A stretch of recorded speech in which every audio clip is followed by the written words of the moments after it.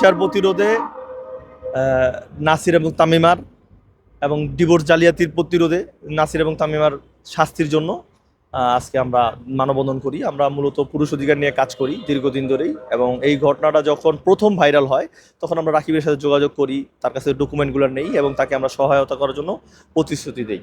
এবং তারপরে আমাদের আইনজীবীর মাধ্যমে আমাদের অ্যাডভোকেট, আমাদের সংগঠনের আইন উপদেষ্টা অ্যাডভোকেট ইশাত হাসানকে আমরা মামলাটা সাজেস্ট করি এবং উনি অনেকটা বিনামূল্যে এই মামলাটা লড়াই করে।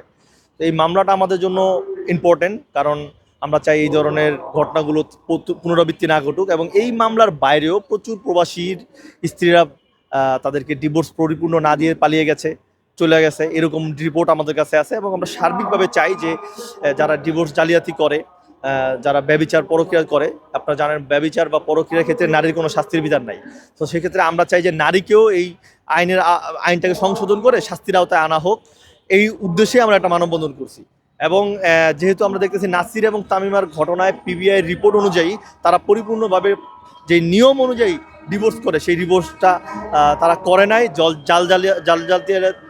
জালিয়াতির সুযোগ নিছে তারা।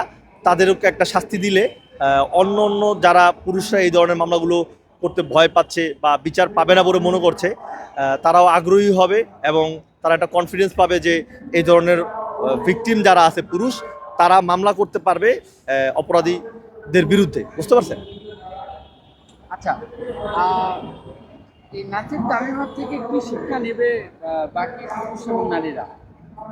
এই যে আপনি যেটা বলছেন যে নাসির এবং তামিমার ক্ষেত্রে যদি শাস্তি না হয়, তাহলে রাষ্ট্র যদি এই বিষয়গুলোকে প্রপার বিচারের আওতায় নিয়ে আসতে না পারে, তাহলে এটা দেখে বাজে নারীরা উৎসাহিত হবে, অপরাধের শাস্তি হয় না, ফলে তারা অপরাধ করতে উৎসাহিত হবে। আর যদি শাস্তি দেওয়া হয়, তাহলে আমরা মনে করি যে অন্যরাও এই ব্যাপারে ভয় পাবে অপরাধ করার ক্ষেত্রে, এবং যারা এই ধরনের ভিকটিম তারাও মামলা করতে সাহস পাবে। আমরা দেখতে পাচ্ছি বর্তমানে পরকীয়ার হার বেড়ে গিয়েছে এবং প্রবাসীদের স্ত্রীরা বেশি পরকীয়ায় লিপ্ত হচ্ছে। কেন? ওই যে আপনারা বললাম যে নারীর পরকীয়াতে শাস্তি নেই, এবং ডিজিটাল যুগ, তারা ফেসবুক চালায়, ইউটিউব চালায়, প্রবাসীর টাকায় মোবাইল কিনে এবং সেই মোবাইলে প্রবাসীর সাথে সময় না দিয়ে অন্য পুরুষের সাথে সময় দেয়, প্রবাসীর টাকায় অন্য কারোর সাথে চলে যাচ্ছে। যেহেতু তাদের শাস্তির ভয় নাই, ফলে তারা এটা অহরহ করতেছে, কিন্তু ভিকটিম হয়ে যাচ্ছে পুরুষরা। তাদের ফাইন্যান্সিয়াল ক্ষতি হচ্ছে, তাদের মানসিক ক্ষতি হচ্ছে, তাদের স্ত্রীর তাদের মানহানি করতেছে। আপনি কি মনে করেন কোরআনের আইন অনুযায়ী যদি তাদের শাস্তি দেওয়া হয়, তাহলে এই ধরনের কর্মকাণ্ড কি কমে যেতে পারে? দেখেন, একজন মুসলিম হিসেবে কোরআনের আইন আমরা চাইতেই পারি, কিন্তু বিষয়টা হচ্ছে যেহেতু বাংলাদেশের প্রেক্ষাপটে এটা হওয়াটা অনেকটা অসম্ভব।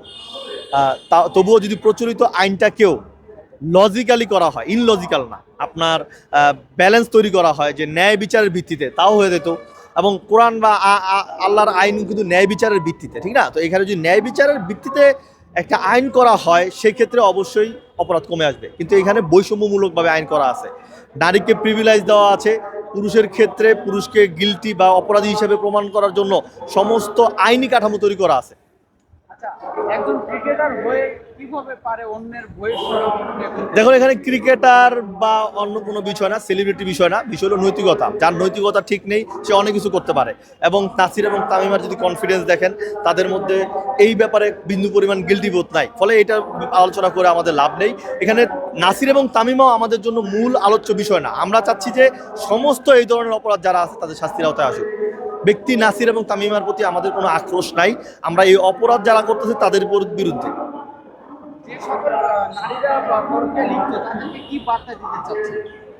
নারী বা পুরুষ যেই পরক্রিয়া করুক তার শাস্তি হোক।